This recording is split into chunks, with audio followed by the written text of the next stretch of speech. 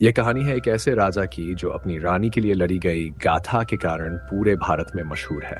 ये महान सम्राट पृथ्वीराज चौहान की कहानी पर आधारित है। ये मूवी सम्राट पृथ्वीराज के ऊपर बनी है। उनकी शुरुआत एक अंधेरी जेल से होती है, जहां पृथ्वीराज चौहान को घोर यातना दी जा रही होती है। दिल्ली की गद्दी अब मोहम्मद गौरी के पास है और पृथ्वीराज बंदी बना लिया गया है। यहीं से कहानी एक फ्लैशबैक के रूप में वापस जाती है। हम देखते हैं कि अजमेर और दिल्ली के राजा पृथ्वीराज चौहान एक पराक्रमी, न्यायप्रिय और प्रजावत्सल शासक हैं। वे अपने छोटे भाई और विश्वास पात्र चंद्रबरदाई के साथ मिलकर राज्य का संचालन करते हैं। उनके दरबार में सभी धर्मों और जातियों को बराबरी का सम्मान प्राप्त है। इधर कन्नौज की राजकुमारी संयोगिता पृथ्वीराज की वीरता से प्रभावित होकर उनसे एक तरफा प्रेम करने लगती है। वह उनकी तस्वीर से बातें करती है और उनसे विवाह का सपना देखती है। संयोगिता के पिता जयंत को पृथ्वीराज से गहरी ईर्ष्या है, क्योंकि पृथ्वीराज ने दिल्ली को अपने अधिकार में लिया था और जयचंद से अपना शासक को आमंत्रित नहीं करता, बल्कि उसका पुतला बनवाकर द्वार पर रखता है ताकि उसे अपमानित कर सके। लेकिन योजना उल्टी पड़ जाती है। संयोगिता स्वयंवर स्थल से पृथ्वीराज के पुतले को माला पहनाती है और असली पृथ्वीराज वहां आकर उसे अपहरण कर अपने साथ ले जाते हैं। इस अपमान से जयचंद आगबूला हो जाता है और बदले की भावना में अफगान आक्रांता मोहम्मद गौरी से हाथ मिला लेता है। गौरी भारत पर कब्जा करने की मंशा से आया है। वह चालाक, बेरहम और विस्तारवादी है।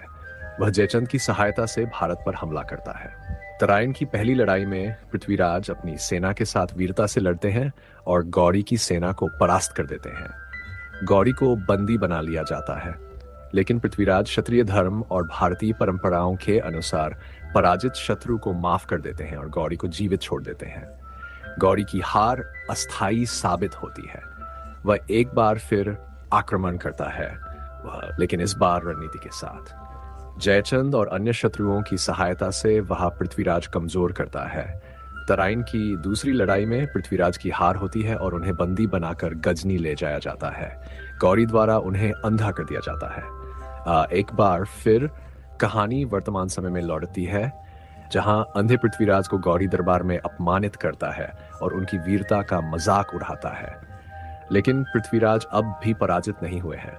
चंद्रबरदाई उन्हें एक योजना बताता है। वह कहता है कि राजा अब भी शब्दों की दिशा सुनकर तीर चला सकते हैं। गौरी जब पृथ्वीराज को अपनी धनुर्विद्या दिखाने को कहता है तो चंद्रबरदाई उसे एक कविता की शक्ल में लक्ष्य बताता है। 4 बांस 24 गज अंगुल अष्ट प्रमाण, ता ऊपर सुल्तान है मच्चू को चौहान।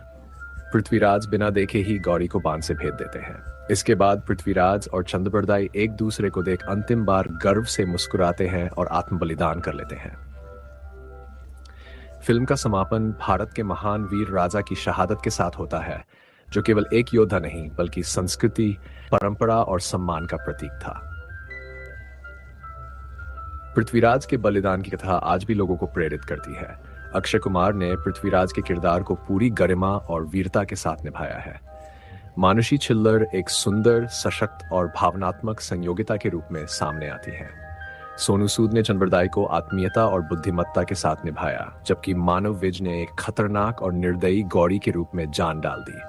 भव्य सेट, युद्ध के दृश्य, शाही परिधान और राजसी संवाद फिल्म को ऐतिहासिक भव्यता प्रदान करते हैं।